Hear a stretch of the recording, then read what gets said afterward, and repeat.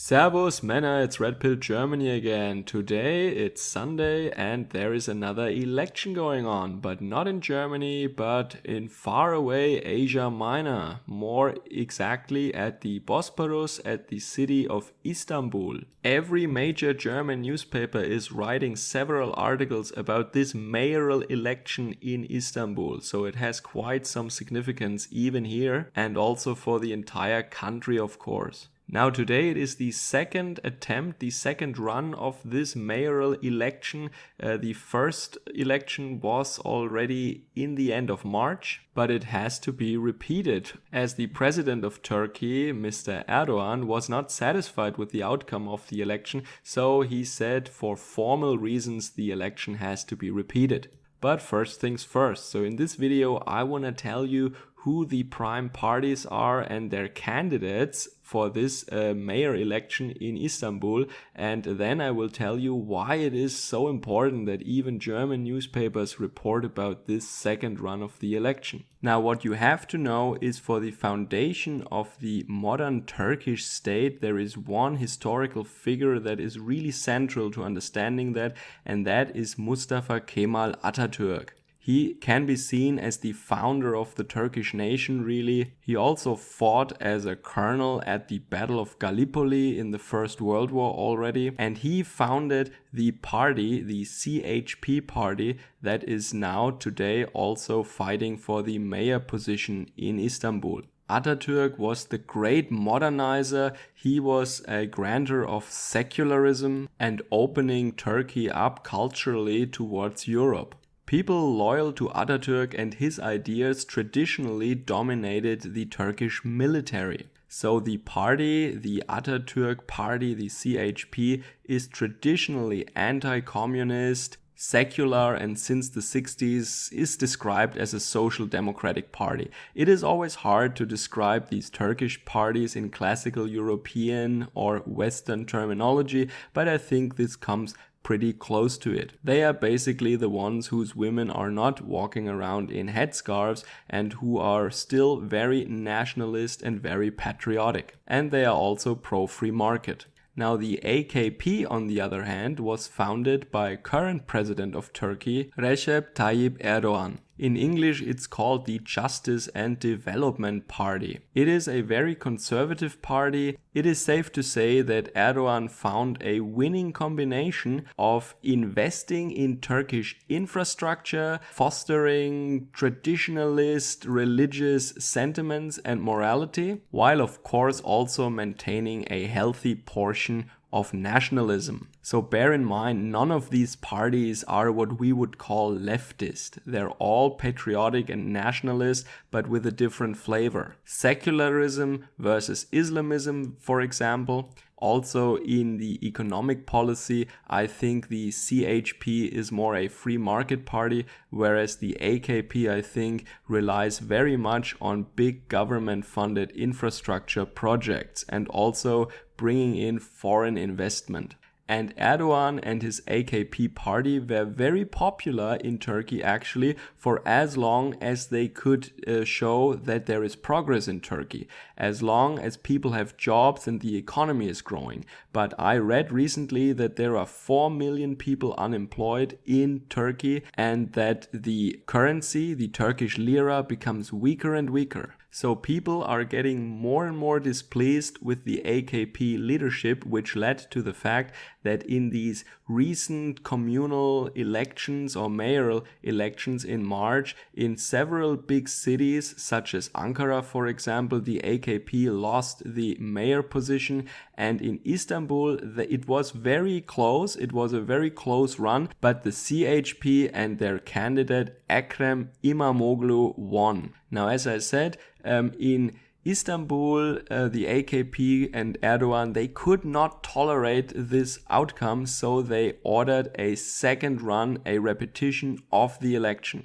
And actually now, while I'm making this video, the results come in and I can read now that the candidate of the AKP, Yildirim, actually acknowledged his defeat. So the AKP definitely lost the position of the mayor. Binali Yildirim is one of the most loyal supporters of Erdogan, and this is actually very, very common. And this is also, it ties into the explanation of why this position of mayor of Istanbul is so important for Erdogan and his party. If you look into Turkish politics, you see that a lot of key positions are filled with even family members and also with very loyal supporters of Erdogan. Now you might say this is just common sense, this is what people always do, and yes, you would be right in saying that, but it always depends on to what degree you fill positions with loyal people and how loyal they need to be in order to fill an office. Now this is not only the case in Turkey and not only in the AKP.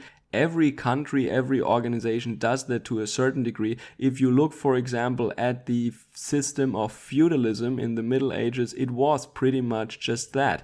And in mafia clans or in corporate organizations, you can also see the same thing going on. I repeat that over and over again in my videos about politics from the perspective of the politician. The most important thing in politics, it is the ability to give positions, lucrative positions, to people who follow you, to people who are loyal to you.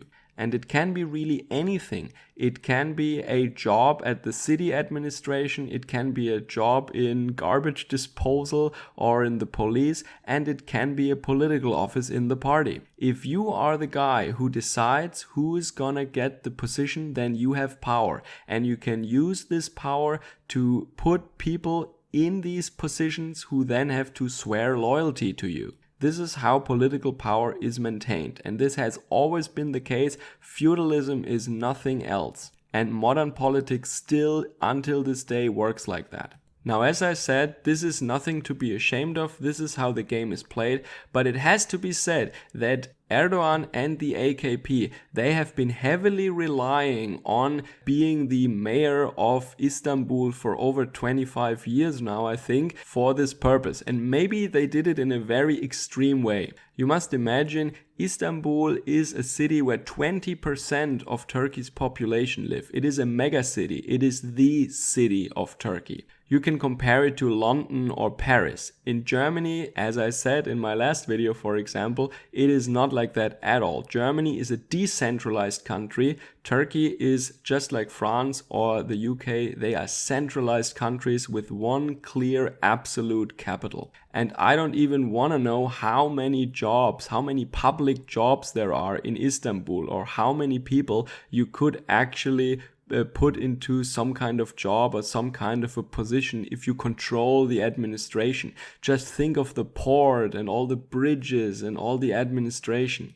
That is an immense source of power, and the AKP has been relying on that for a long time. And they could maybe afford to lose Ankara or something like that, but Istanbul is a whole different order of magnitude. If they lose that, and it seems like now they did lose it, one of the major sources of their power and how they can buy loyalty from people by controlling the administration and who gets hired there is gone now. Add to that the dissatisfaction of the Turkish population with the economic circumstances there at the moment, and you know why Erdogan cannot be very optimistic and pleased about that. Actually, the election slogan of Ekrem İmamoğlu and the CHP was "Everything will become very good." And I read in the German newspapers that while Mr. Yildirim was making appeals to the great accomplishments of the AKP in the past, and that Turkish people must stand together now against foreign enemies, Mr. İmamoğlu was talking like a slick, modern leftist politician actually. He sounded almost like Obama. He talked about that they must bring together all different people from all different kinds of religions and ethnicities and backgrounds in order to make Turkey a better country. You can already see that they're almost talking like this was about the rule in Turkey and not just about a mayor's office. But me as a German, I constantly have to remind myself that being the mayor of London, Paris or Istanbul is really not comparable to being the mayor of Berlin or Frankfurt in Germany. It is much more important and it is much closer to national politics than a mayor's office here in Germany.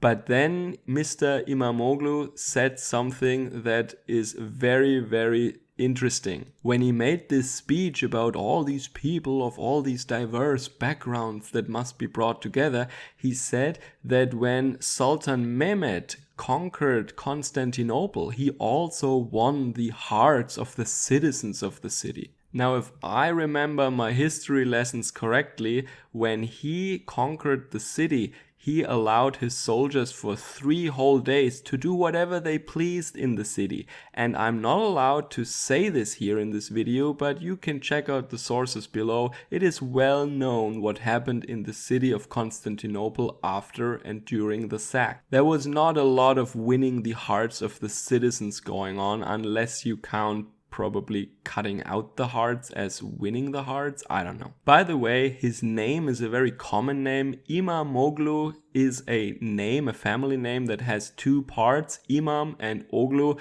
and that just means the son of the Imam. So just like in the last election for a mayor's office that I reported from Eastern Saxony, here the outcome was 53 to 45%, the German newspaper says, so clear but very close, I would say. So this actually means that the democratic process is still healthy, because people really said the AKP just fixed the date for the second election during the vacation time so nobody could get to vote.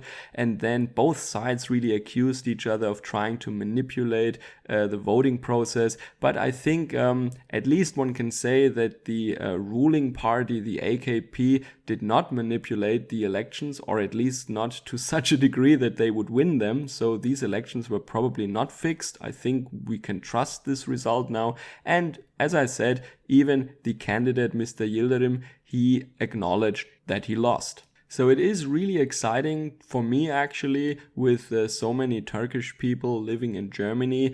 One cannot help but feeling a little bit connected to that country, even though I've never been there. I think this year and the coming years will be very exciting times in Turkey. A lot of things might change there, and we will see what these events mean for the country and the whole region. So I hope you are safe on this Sunday, wherever you are. Take care and Servus, Kameraden.